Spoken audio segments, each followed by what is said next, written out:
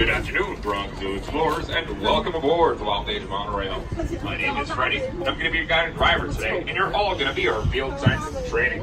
After we cross the Bronx River, we're going to be transported to Asia as if by magic.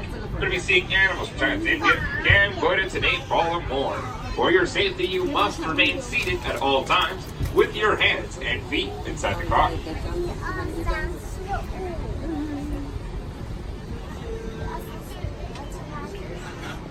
Here at the Bronx Zoo, we are the headquarters of the Wildlife Conservation Society, also known as WCS. We have scientists and Navy guards working in the field and zookeepers working here at home to protect animals from all over the world. I will be pointing out the animals we approach them, but I'm going to need some help. As field scientists, we need to get observation skills in order to learn more about the animals' behaviors.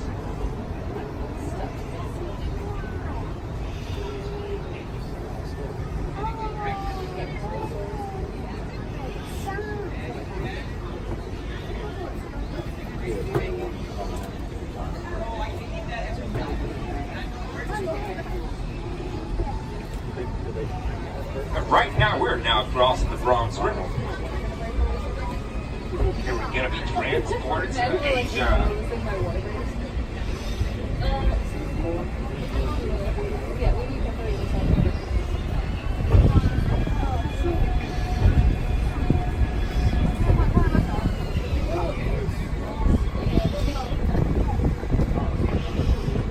In this first meadow, we can see India's national bird, the peacock. The peacocks are the males, those belong to long colored feathers that they use to attract the females, which are the peahens. So typically in this meadow, we have a variety of different deer species, but it looks like they migrated to the other side. But don't worry everyone, we're going to be catching up with them shortly. In the meantime, here's a word from one of our field scientists for more information. Farmers in Indonesia live. WC, Ryan. Hi, my name is Michelle. I'm part of the Wild Asian Keeper team. We call this area Kaha Meadow, where we care for about 40 Barasika deer, 15 axis deer, 10 black buck, and a pair of muntjac. We start our day by checking on all the animals, making sure they are healthy, behaving normally, and safe. Sometimes, fawns and calves are born overnight. Newborns are given a neonatal exam, which includes weighing, vaccination, and tagging for identification purposes. While the animals are in the meadow, we prepare their nighttime holding areas so that they have a safe and clean place to spend the night. So we all know that an animal that is extinct no longer exists, like the dinosaur dodo. This next animal that we're about to see was on the verge of extinction. In fact, the Mongolian wild horse, or Przewalski's horse, is extinct in nature. Today these animals can only be mostly found in zoos. Although recently there have been some introductions of these horses and several layers of Mongolia and China, using herds from North American and Asian zoos. So as we get a good look at these horses, I want you to think about what are some differences you may notice between them and the domesticated horses we're seeing over here.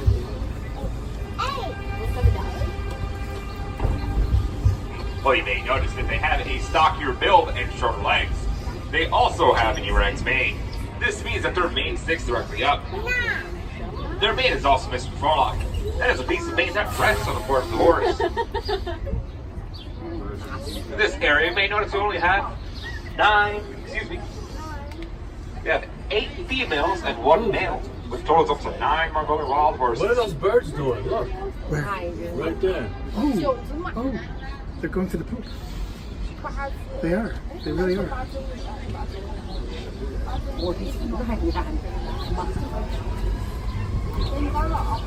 Now for more information on these horses, here's a word from one of our field scientists. Farmers in Indonesia. Jonathan Slatt, a membership of Northeast Asia Conservation Society. I believe that wildlife has a place in this world. My job is to find practical solutions that allow people and wildlife. All these horses originated in the wild in the 1960s. On a recent trip to Kazakhstan, I thought about that ongoing and successful efforts in the future to bring resources back to the Central Asian steppe. The world needs happy stories. Watch the impossible become possible. Receive hope for story. That's what's happening today.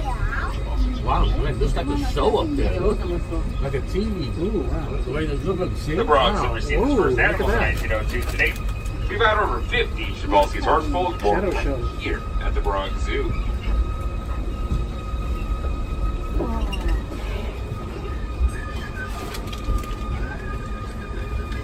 We're going to see the elephants. So once we get to this next area, we are going to be on the lookout for two vulnerable and endangered species. One of these species is very large, and that is a gaur. Now, what is a gaur? What is it? Well, the gaur is the largest wild cattle in the world. With the males, they can weigh over 2,000 pounds. That's the equivalent of a small car. Wow, I'd love to look at a small dog. So just going to speed up just slightly so we catch up with our gaur. Ooh, nice. Nice. Ooh, that's a great place to go camping, right? We're also going to be the lookout for some brown deer as well. There it is. It Oh, looks like that's the far end of the exhibit. there we go. Yep, I see it. So while you all look towards the fence, straight ahead, we can see some brown antler deer. The brown antler deer get their name from the curved shape of the male deer's antlers. Currently classified as vulnerable, these deer continue to lose well its base. In many places, herds must resort to feeding on crops as their natural habitat has been taken over for farming. And once again, while you all look straight ahead towards the fence, Look at the tree follow the stumps. fence. You hear what he said? Taking over from I'm actually farming. going to get a look at the gaur. A gaur can stand up to 6 feet tall and be 10 feet long. With their large size and impressive horns, a gaur can take on just about any predator. That includes a tiger.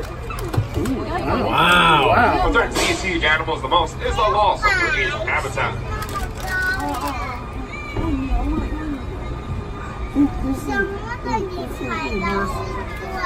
More deer over there. Way back there. See the deer? Yeah, I see it. Oh, wow. Those are not deer. Or like little thing, buffalo, horses, something. Or those the We notice gaur? that none of the deer had antlers. That's because ladies say gaurs today. This is an Oh, all-female group that we have here. ladies do.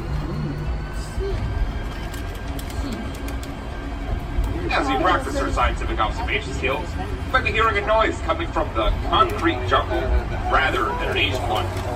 I think it's easy to forget the Bronx Zoo sits in the heart of an environment. But the noise you hear coming from behind us right now is just traffic on the Bronx River Parkway. Look straight ahead, you may notice we have this fence built. Well, the purpose of this fence is to reduce the incoming noise from the traffic so we don't scare this next animal that we're about to see. Once again, ladies and gentlemen, I would like to remind you all that you must remain seated at all times. Because in a few seconds, we're about to see a tiger. Tiger stripes provide excellent camouflage so they can be You're not in the difficult to frame. You're not in spot. the frame. Even You're not in professional the frame. researchers have difficulties You're locating blocked tigers in in. the wild. Okay, However, sorry. with Here all we the go. field scientists we have on board, why don't we just help each other out today? You're not in frame. We only have one tiger in this area, and that's because tigers are solitary animals. This means they prefer to be alone once they reach the wild. Even once they reach adulthood. Where's the tiger? Where's the tiger?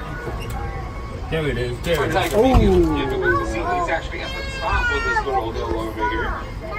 Just laying on some Brown, grass. brown. Tigers hunt a variety of animals, including wild, big, and medium-sized deer. Typically, a tiger will gorge itself, eating as much as 40 pounds of meat at one time. That's the equivalent to 160 hamburgers. Only Anybody on board eat that 160? many hamburgers in one go? Wimpy. Well, that's without the bun. I don't see him. Oh, there he is. Now, for more information on the tiger, here's a word from our field scientists. Oh, there he WCS is. works with many species of tigers in the wild and at the zoo. Here is a note from one of our field scientists about his experience working with rangers to protect tigers in Indonesia.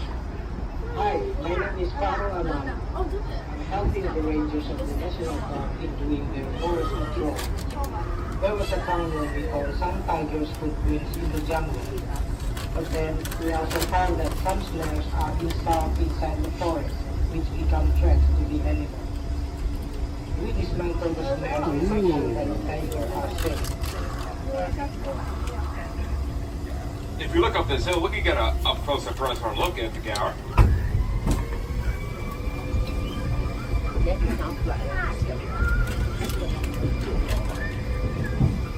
As if this area may notice some spotted deer. Those are the axis deer, native to Sri Lanka. Oh, he did. He's crawling over there. He's crawling over Deer there. maintain their spots throughout their entire lives. There's another one laying down over there. Oh.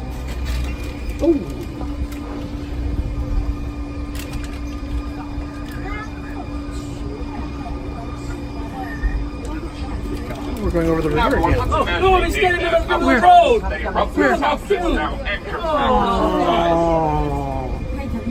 Oh, this pig is called a Babirusa. Trying to catch a ride. Babirusa means pig deer, the Malay language, inappropriately so.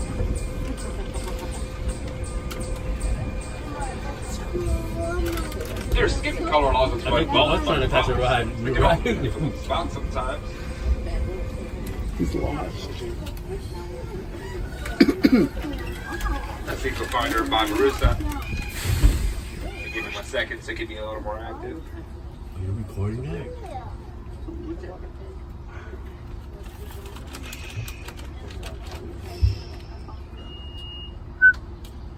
There we go. So you may notice the males are the ones with tusks, while the females do not have any tusks.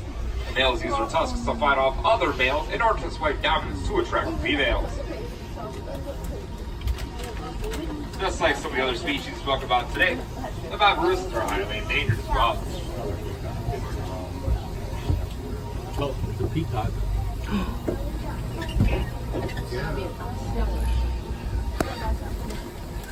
Once again, I'd like to remind you all that you must remain seated at all times. Because right now, we're about to see our Asian elephant happy. The first thing you may notice about the Asian elephant is their enormous size. An Asian elephant can weigh up to 10,000 pounds and it's up to each limitation. For example, Happy can eat up to 200 pounds of hay each day and drink up to 60 gallons of water. An Asian elephant's trunk is an incredible tool, as it has more than 40,000 muscles.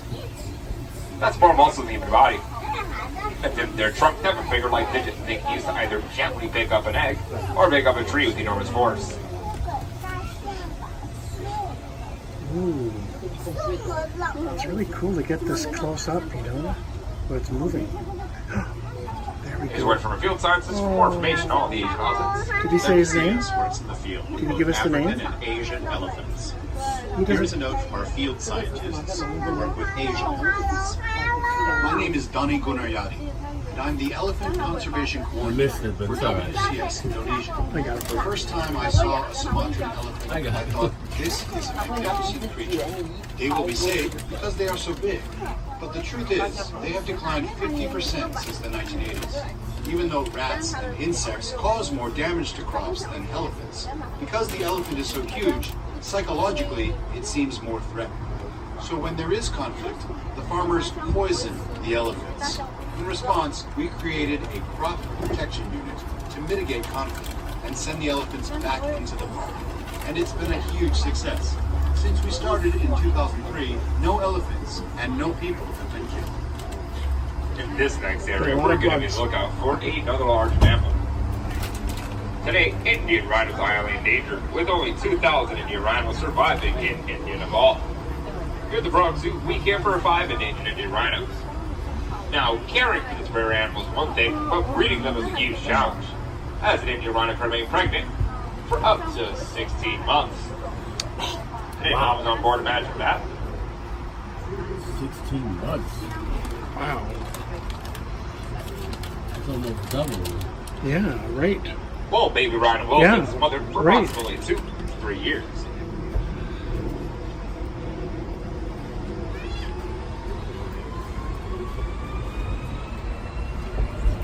Many people like to describe rhinos armor plate, but they're actually covered with a layer of skin that's many folds. Although the skin of a rhino looks thick and tough, it is actually very sensitive and needs protection from the sun as well as from insects. One of a rhino's favorite ways to protect the skin is to sit in a mud wallow like the one we can see directly ahead. Where are they? Are they gonna run? Are they around the corner? Since Wild Asia opened up in 1977, Oh, many rhinos spent their time there we along go. in these wallows. Looks like a rock. Nice stuff I know. around the mud. The rhino can shape The and mold horns. the area to its liking. Bye, Rhino.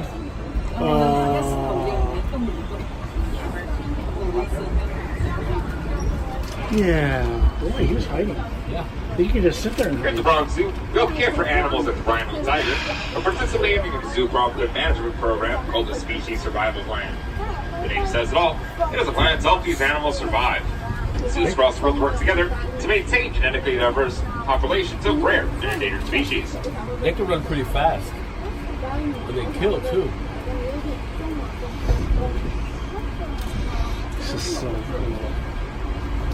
This is just amazing. Oh, is that more? Oh, those are pretty flowers. Look at those. Oh, there they are. This next area, we need to keep our eyes peeled because we're going to be the lookout for a variety of different deer Oh, look, species. look at them right there. Oh, Look straight ahead, we can see some big brown deer just leaning up against the fence. Maybe. Those are the sandbar deer. The sandbar deer is the largest deer species in southern Asia. They stand up to 5 feet tall and can weigh as much as 650 pounds. Their antlers grow to 3 feet long, while having 3 points in each body. In the wild, the males tend to live alone, while females live in small groups. And next up, we also have the hog deer. Those are the small brown deer. Those were babies. The hog deer is short and heavy like a hog. Must move like a hog by creeping, running low, rather than jumping over things like most other deer. As they make the round over here, I want you to look towards the left for those of you in the front. You can see one hog deer. You can look towards your left for those of you in the front. See one hog deer over there.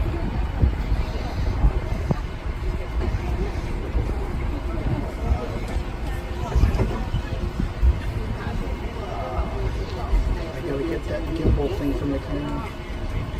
Steady cam. We'll come back.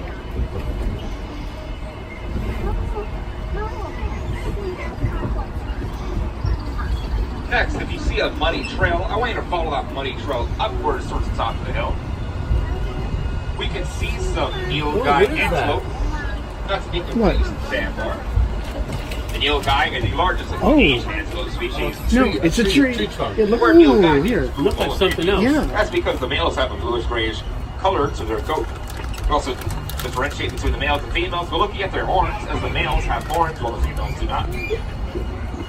Oh, he's looking at me. In this next area, we're going to be on the lookout for a Chinese tuft deer. At less than 40 pounds, a tuft deer can be very easy to miss.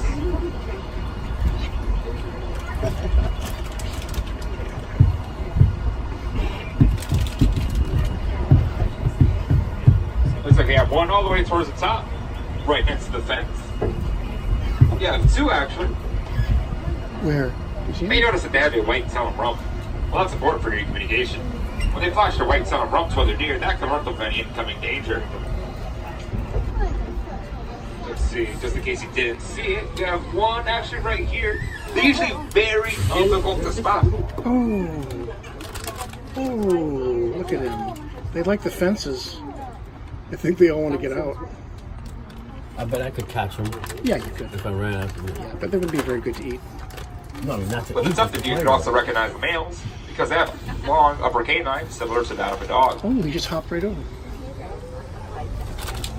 They're nimble. Oh. Bye, Alan. We are now crossing back up the Bronx River. Thousands of commuters cross this waterway every day. While underneath the highways and our elevated tracks, the river still rushes along, providing a habitat for ducks, turtles, fish, and migrating birds. Whether it's the Bronx River here in New York or the Irrawaddy River in Asia, rivers and streams provide vital resources for wildlife everywhere. Look at my screen. Nice. Buddy, look at my screen. Isn't that gorgeous? It's been running all the time. As we enter this next area, we notice we're entering a rockier terrain. That's because this rocky terrain is a perfect environment for the next 2 species we'll be discussing today, which look similar to each other. So here I am to help you guys out. Right now we have the Himalayan tar and the Mars boar. Where are they?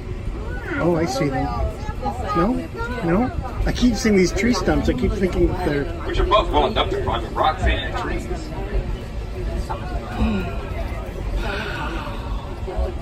This video is amazing. It looks like they migrated towards the end. I'm gonna give it a few more seconds. Here we go. So if you see an animal with corkscrew-like horns, you found the Markhor. The male's horns grow to 5 feet long, whereas the female's can only grow about 10 inches. Oh, look at that. I don't see it. Right here, Oh, I right see here. it now. Yeah. Yeah, Next here we it have the comes. Himalayan tar, which looks similar to the Markhor, but they have shorter horns. There we go, there we go. backwards.